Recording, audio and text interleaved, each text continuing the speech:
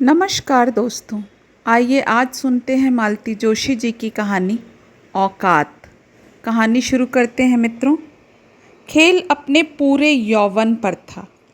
मीना की पतली नाजुक उंगलियां अपना कमाल दिखा रही थीं। हर शॉट के साथ एक एक गोट भीतर जा रही थी। यह क्वीन और आ जाए बस फिर तो गेम उनका ही है। सामने बैठे प्रवीण भैया बार बार जता चुके हैं, मिन्नो हमारे भरोसे न रहना, जो कुछ भी करना है तुम्ही को करना है। अरे मरो अब बस भी करो। कूलर की घरघराहट को भेदती मौसी की उनींदी आवाज़ उभरी।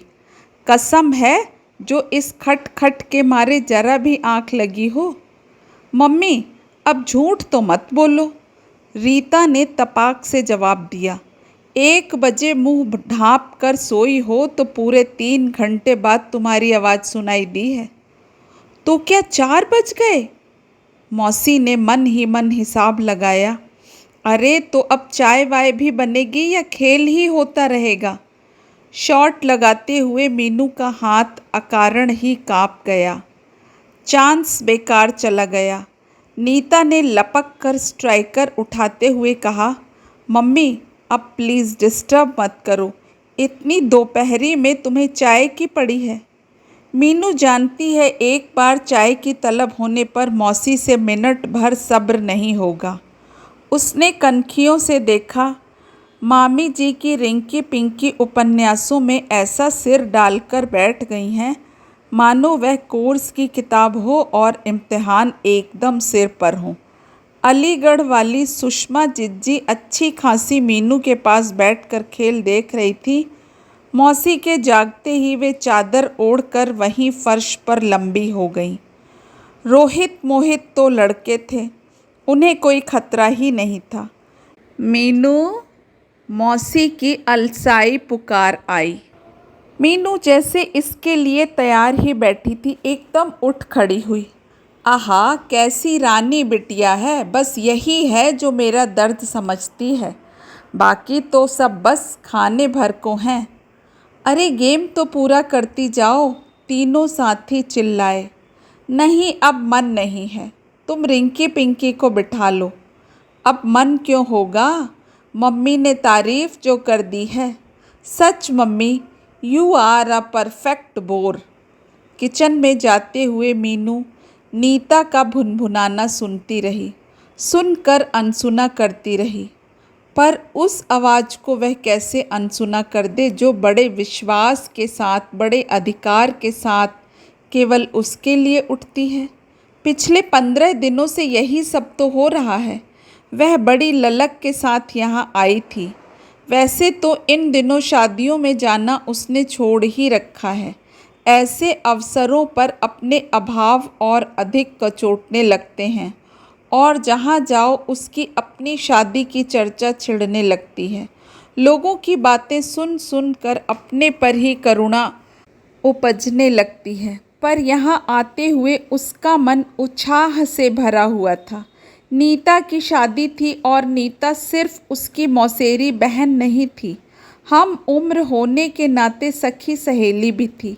इसीलिए तो मौसी ने उसे 8-10 दिन पहले से बुला लिया था और वह भी भागी चली आई थी। वह तो यहाँ आकर पता चला कि मीनू की ज़रूरत नीता को नहीं, खुद मौसी को थी। आते ही उसके सामने ढेर सी साड़ियाँ पटक दी गई थीं। किसी पर गोटा टाँकना था तो किसी पर फूल कली पत्ती काढ़नी थी। फॉल तो खैर सभी में लगनी थी। नीता की अटैचियाँ जमाने का काम भी किसी ऐरे गैरे को नहीं सौंपा जा सकता था। फिर शादी का घर था, ढेर के ढेर मेहमान और उनकी उतनी ही फरमाइशें। कोई चाय मांग रहा है तो किसी को कॉफ़ी चाहिए, किसी को नींबू पानी चाहिए तो कोई लस्सी के लिए कलप रहा है, कोई काली कॉफ़ी में नींबू डालकर पी रहा है तो किसी को शक्कर की बीमारी है, फीकी चाय चाहिए। ये नखरे भला नौकरों से झिलते? रसना के दर्जनों पैकेट खोल कर तरह तरह के शरबत घोलना क्या नौकरों के बस की बात है? मीनू ही बेचारी चक्कर घिन्नी की तरह घूम कर सबकी फरमाइशें पूरी करती रहती है। 3-3 नौकर हैं भी तो किस काम के, उनका सारा वक्त खाना बनाते ही निकल जाता है। और फिर मौसी को उन लोगों पर विश्वास भी तो नहीं है। सब लोग मगन होते हैं चित्रहार में कि मौसी को एकदम सनक सवार होती है। मीनू बेटे जरा रसोई घर में तो झांक आ। रामचरण तो अपना जाना परखा है, पर इन दोनों छोकरों का कुछ ठीक नहीं। मुझे तो मरे उठाई गिरे लगते हैं। फिर मेहमानों से मुखातिब होकर कहेंगी, मेरा तो बस इसी पर वश चलता है। ये मेरी महारानियां तो 24 घंटे टीवी से चिपकी रहेंगी। माँ मर भी रही होगी तो कहेंगी ज़रा रुक जाओ, ये सीरियल ख़त्म हो जाने दो। अच्छा है हमारी मीनू को अभी ये टीवी की बीमारी नहीं लगी। मौसी जैसे इस बहाने सबको जता देना चाहती हैं कि मीनू के घर टीवी नहीं है। वह शर्म से गड़ जाती है। रसोई से लौट कर भी वह फिर सबके बीच बैठकर चित्रहार देखने का साहस नहीं जुटा पाती। घर में इतने सारे लोग थे, रोज ही सैर सपाटे का प्रोग्राम बनता था, पर मीनू का जाना नहीं हो पाता था। सुबह अगर वे लोग स्विमिंग पूल के लिए जाते तो मौसी कहती, मीनू तुझे तो तैरना नहीं आता ना, तू ऐसा कर अपने मौसा जी को चुपचाप ऑमलेट बनाकर खिला दे। ऊपर के कमरे में हीटर रखा है, देख किसी को कानो कान खबर ना हो। शाम को लोग बाग घूमने के लिए निकलते तो मौसी को याद आ जाता, अरे किशमिश चिरौंजी तो अभी साफ़ ही नहीं हुई, अब यह काम भला नौकरों पर छोड़ा जा सकता है। मरे आधे तो गटक जाएंगे। हॉल में वीसीआर पर कोई फिल्म चल रही होती और मीनू भीतर वाले बरामदे में बैठकर हलवाई के सामान की लिस्ट बनाती होती। अपने सुंदर अक्षरों पर तब उसे बड़ी कोफ्त होती। शादी का घर था, कामों की तो कोई गिनती ही न थी। मौसी उसे एक क्षण भी आँख की ओट न होने देती थी। सबसे कहती फिरती, जिज्जी की लड़कियां सचमुच बड़ी सुगढ़ हैं, सुगढ़ और शालीन। स्वभाव तो ऐसा है जैसे मक्खन। हमारी ये देवियां तो नाक पर मक्खी नहीं बैठने देती। मक्खन है तभी तो जरा सी तारीफ पर पिघल जाती है। मीनू को अपने आप पर कोफ्त हो आई। वहाँ सब छोटे बड़े आराम फरमा रहे हैं। चाय बनाने का ठेका जैसे इसी ने ले रखा है। तिस पर सितम यह कि बर्तन सब के सब मांजने को हैं। ढंग की एक पतीली भी नहीं कि चाय चढ़ाई जा सके। नौकर हैं तो अपने किस काम के, वक्त पर या तो गायब रहेंगे या उसकी आवाज़ पर कान ही नहीं देंगे। उसकी औकात जानते हैं ना।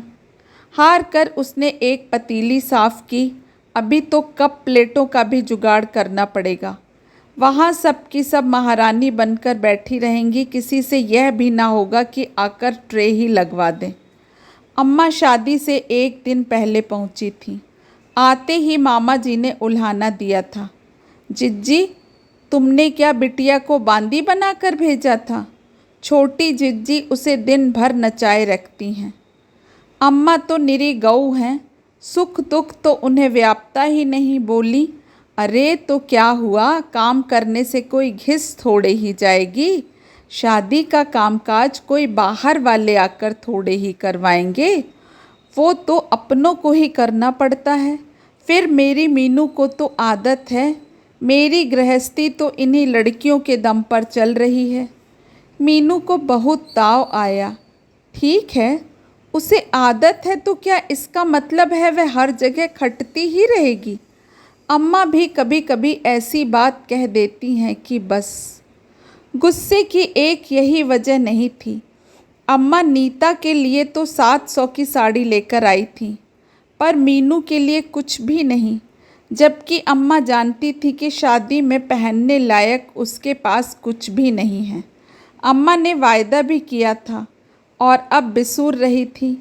क्या करें बिन्नो, यहाँ का नेक दस्तूर पूरा करते करते ही दम फूल गया। ऊपर से हम दोनों का किराया। आने को तो सब तैयार थे, पर नंगे बच्चों को कहाँ लाती। पड़ोस की शर्माइन के भरोसे छोड़ आई हूँ। तेरी साड़ी के लिए कहा था, पर तू तो अपने बाबूजी को जानती है, बिगड़ गए। बोले कोई उसकी शादी हो रही है जो नई साड़ी चाहिए। फिर क्या करती? वो तो ऊपर वाली लता ने बताया कि आजकल साड़ियों के भी सूट चले हैं, सो तेरे बाबूजी की चोरी से वही बनवा कर लाई हूँ। अपनी 22 साल पुरानी साड़ी को शहीद करके अम्मा जो सूट बनवा कर लाई थी, उसे देख कर तो मीनू को रोना आ गया। जरी के बूटों का तार तार अलग हो रहा था और रंग भी जगह जगह से मद्दम पड़ गया था। ना कपड़े में चमक शेष थी, ना जरी में। दुख तो इस बात का था कि अपना सारा बजट ताक पर रख कर अम्मा जो साड़ी लाई थी, उसे मौसी ने ठीक से देखा भी नहीं, बस एक बार हाथ में लेकर रख दिया। अरे जिज्जी, इतना खर्च करने की क्या ज़रूरत थी? पर उनके चेहरे से साफ जाहिर था कि वे खुश नहीं हैं। उन्हें शायद किसी और चीज़ की आशा थी। मामा जी चांदी का आइसक्रीम सेट लाए थे। छोटी मौसी कानों के झुमके लाई थी। नीता की एक बुआ जड़ाऊ कंगन लाई थी। इन चीज़ों के सामने 700 की साड़ी की बिसात ही क्या थी। अम्मा का चेहरा खुद ही बुझा सा हो गया।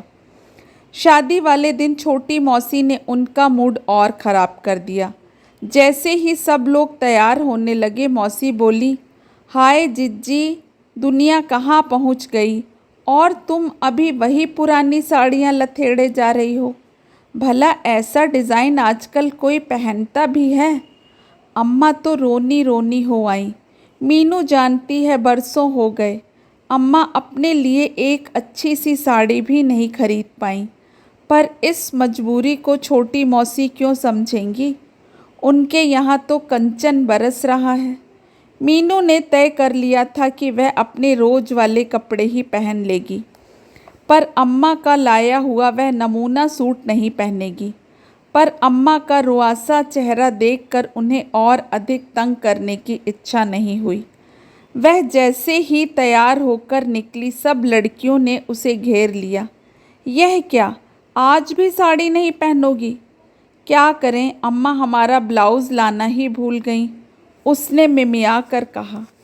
तो क्या हुआ, मेरा पहन लो, मेरा तुम्हें फिट आ जाएगा, किसी ने कहा। फिर किसी ने ब्लाउज़ दिया, किसी ने उससे मेल खाती साड़ी निकाल कर दी, किसी ने नकली मोतियों का सेट दे दिया, तो किसी ने मैचिंग वाली चूड़ियाँ पहना दी। नीता की सहेली ने उसके काले घने बालों को नए अंदाज में संवार दिया। एक ममेरी बहन ने उसे विदेशी सेंट से नहला ही दिया। बन संवर कर जब सब लोग बाहर आईं तो बारात बस लगने ही वाली थी। दूल्हे को देखने की जैसे होड़ सी लग गई। चूड़ीदार पाजामा, रेशमी शेरवानी और कलगीदार साफे में सजे उस राजकुमार को देख मीना का मन एक अनाम पीड़ा से कराह उठा। जयमाल डालती हुई नीता के लिए ईर्ष्या की एक सूक्ष्म सी लहर उसके मन में उठी। सामान्य से रूप रंग की नीता, पर वह भी इस समय किसी राजकुमारी से कम नहीं लग रही थी। दूर से तो पहचानी भी नहीं जा रही थी। पहचानोगी कैसे? किसी ने टिप्पणी की। पूरे 300 का ब्राइडल मेकअप है। 300? हे भगवान, हर कोई इतने रुपए खर्च कर सकता है? काश ये रुपए उसके पास होते, ढंग की एक साड़ी तो आ जाती। पानी खौल कर जब आधा रह गया, तब जाकर उसकी विचार तंद्रा टूटी। दोबारा पानी चढ़ाकर वह ट्रे में कप प्लेटें सजाने लगी। चाय छानते हुए याद आया, मौसा जी पहले पानी मांगेंगे, सो 2 गिलास पानी के भी भरकर रख लिए। बार बार कौन दौड़ेगा? इससे तो अच्छा था अम्मा के साथ ही लौट जाती। पर मौसी तो रोने ही बैठ गईं। जिज्जी, मेरा घर क्या एकदम सूना कर जाओगी? कम से कम नीता के लौटने तक तो इसे यहाँ रहने दो। मैं इसी को देखकर जी जुड़ा लूँगी। ऐसी विनती अम्मा कैसे नकार देती? अब नीता जी वहाँ मसूरी में हनीमून मना रही हैं और मीनू यहाँ बेगार ढो रही हैं। चाय लेकर कूलर वाले कमरे में गई तो ऐसा लगा जैसे राजस्थान से शिमला आ गई हो। उसे देखते ही सब लोग अपना अपना काम छोड़कर ट्रे के पास सिमट आए। कुछ देर पहले ये ही लोग मौसी को चाय के लिए कोस रहे थे। शाबाश बेटा, भगवान तुम्हारा भला करे, मौसा जी ने पानी का गिलास लेते हुए तृप्त मन से आशीर्वाद दिया। लड़कियों को ऐसा आशीर्वाद दिया जाता है? मौसी ने कहा। ऐसा कहो कि भगवान करे तुम्हारे हाथ भी जल्दी से पीले हो जाएं। वैसे हमारी मीनू जिस घर में जाएगी उजाला करेगी। मीनू शर्म से लाल हो आई। अरे इसकी शादी की बात तो अभी लग रही थी, मौसा जी बोले। अच्छा कहाँ? मौसी ने उत्सुकता से पूछा। मीनू ने भी अपने प्राण कानों में समेट लिए। अरे बारात वाले दिन बड़ी बन ठन कर घूम रही थी ना, तो समधी जी ने पूछा कि किसकी लड़की है। मैंने कहा अपनी ही है, नीता की मौसेरी बहन है, पसंद है तो कहिए, छोटे कुंवर जी के लिए बात चलाऊं। फिर क्या बोले? बोले कि आपने पहले क्यों नहीं बताया, हम तो एक ही मंडप में दोनों को ब्याह ले जाते। मीनू को लगा उतनी खुशी वह झेल नहीं पाएगी। बड़े लालची हैं बुढ़ऊ, मौसी बोली। सोचा होगा इतना ही सब वहाँ से भी मिलेगा, तभी तो झट से हाँ भर ली। इंद्रधनुषी बादलों में उड़ता हुआ मीनू का मन दन्न से जमीन पर आ गिरा। वह एकदम होश में आ गई। मौसी ठीक तो कह रही हैं। नीता के ससुर बेचारे कैसे जानेंगे कि सामने जो सजी संवरी लड़की खड़ी है उसका सारा सिंगार उधार का है, चंदे का है। लेकिन दहेज तो कोई उधार नहीं देता, ना उसके लिए चंदा किया जा सकता है। मौसा जी ने जो नीता को दिया है उसकी क्या वह अपने लिए कल्पना भी कर सकती है? बाबूजी उसके लिए एक ढंग की साड़ी तो ला नहीं सकते। बेटे जरा पानदान उठाना, मौसा जी ने कहा। वह एकदम आज्ञाकारी सेवक की तरह उठ खड़ी हुई। यही औकात है उसकी, इसी में रहना है। दोस्तों, एक दर्द भरी कहानी यहीं ख़त्म होती है। ये मात्र कहानी नहीं, लगता है कई घरों की सच्चाई है। अपना कीमती समय आप सभी को इस कहानी को देने के लिए बहुत बहुत धन्यवाद। नमस्कार।